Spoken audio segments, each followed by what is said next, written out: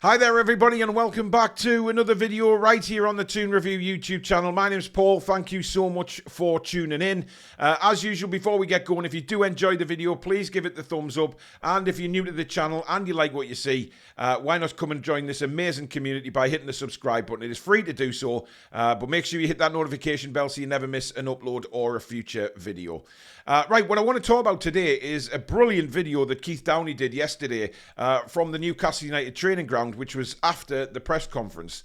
And he basically came up with all the similar points to what all the fans are thinking at the moment. And, you know, most of the comments underneath his video all agreeing with him, saying what a great video it was. And I thought, yeah, I'm going to respond to this because I think it's about time that a journalist came out and said what we as fans are all thinking.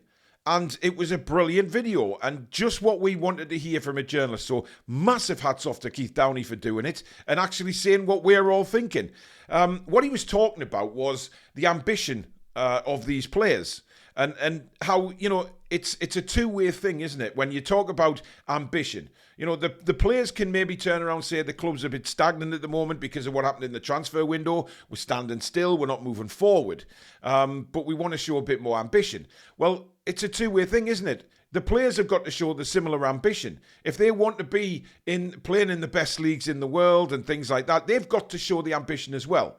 And I think Keith mentioned in his video actually about Eddie Howe mentioning that it's a two-way thing as well. And the players have to earn these contracts.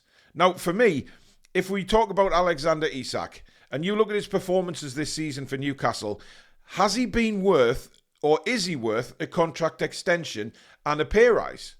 Because if you look at any job in life, whether it be football or anything else for that matter, you have to perform at your job in order to get a pay rise or a further contract extension. Okay? It's fact.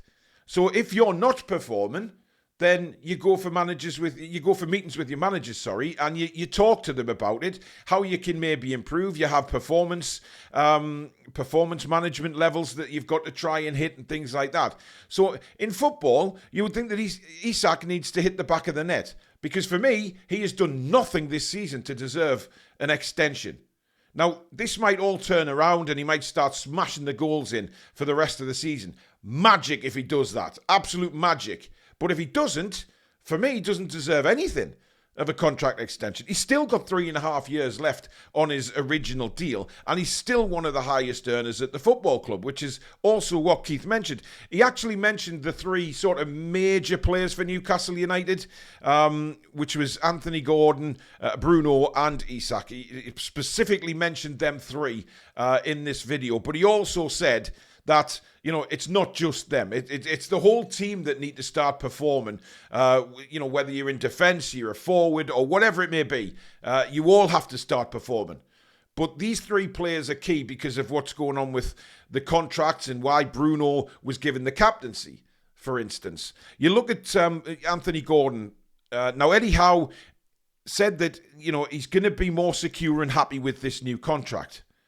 Why? And Keith makes an excellent point. Why? Why should these players start performing and be more secure just because they're getting more money?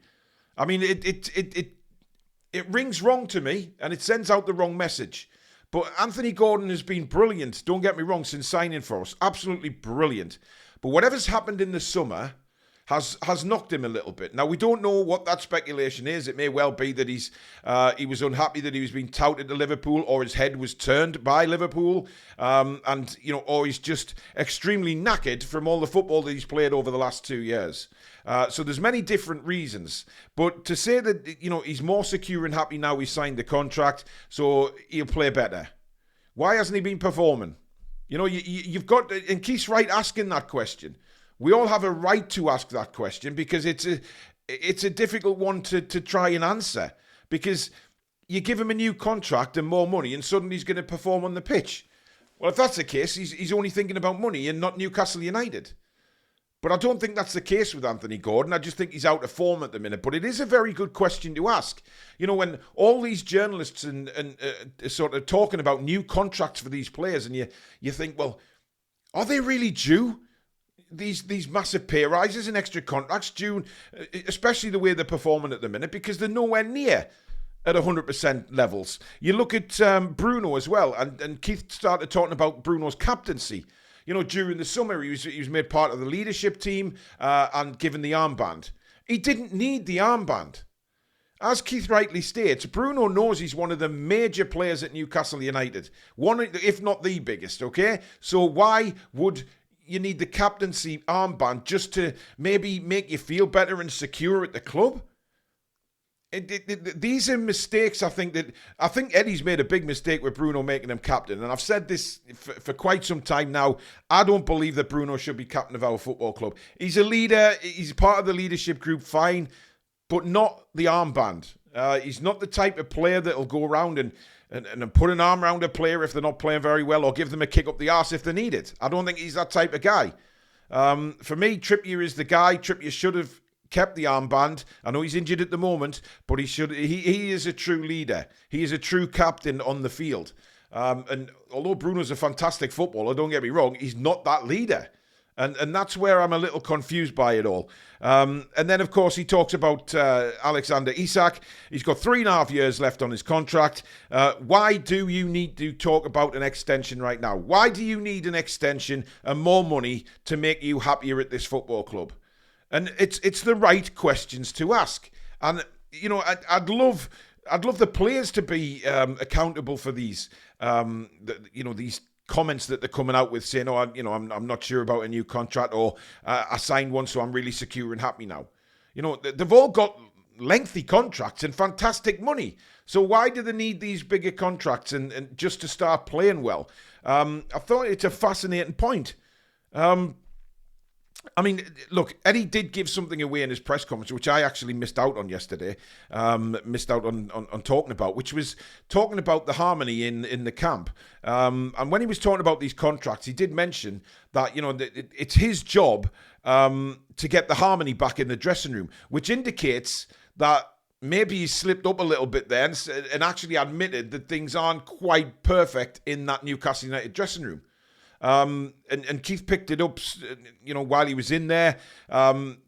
Is Eddie admitting that maybe, just maybe, that there was a little bit of disharmony in the dressing room so far this season, and Eddie's got to work hard in order to get that harmony back again?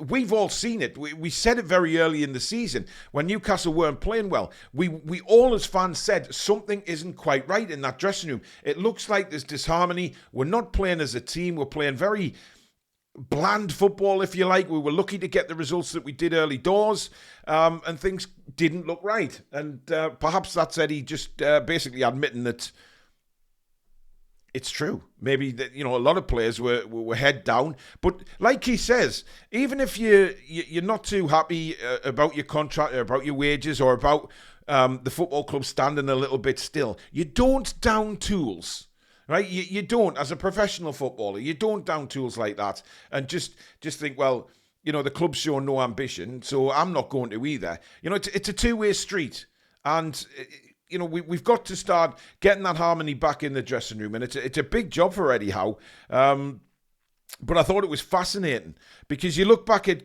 we mentioned Anthony Gordon's body language earlier in the season. It looked terrible. He looked like he couldn't give a toss on the field. Now, that was a massive standout point for me watching the games. Body language is a thing you can read very easily in certain players, and he just didn't seem right. Now, I don't know what you guys think, whether you think it's right just to sign the contract extension, get more money, and then your manager comes out and says that should make him perform better on the pitch. It's a very, very strange thing to say, and it's the same for Bruno, just to get the captain's armband. And Isak, well, for me, he's been powder puff this season. He's been shocking. Certainly for me, doesn't deserve to even talk about a contract extension yet, because if this run that Isak's on, if he's sulking about money and stuff like that, then that's a major problem. And I think that would need addressing very quickly. I don't, however, think that is the problem. I just think he's out of form at the minute. But the longer it goes on, you start asking yourselves questions as fans saying, do these players really want it? And I want to see them go out against Chelsea tomorrow and really want it, because this is a very tough task and a test at Stamford Bridge tomorrow. And I want to see the players absolute hammer and tongs. And if we lose fighting and playing well, then fine. We can say it was a disappointing result, but there was a lot of positives from it. But if we down tools and just don't partake in the game, then, serious questions will be asked. But listen, I'll link the video down in the description below, because I think you should go, and if you haven't seen it yet, go and watch it, because he makes some fantastic points on these players, and I agreed with everything he said. And it was just nice to finally hear a journalist come out and say what all of us fans have been thinking for quite some time now. Go and watch it, but let me know what you think in the description below as well. Do you agree that maybe, all these contract extension talks, etc., the players need to earn them, and it's a two-way street here? It's not just all about the player power and what they can dictate. They've got to go and do it on the pitch as well. And hopefully we see that tomorrow at Chelsea. But let me know. It should be a fascinating discussion in the comments below.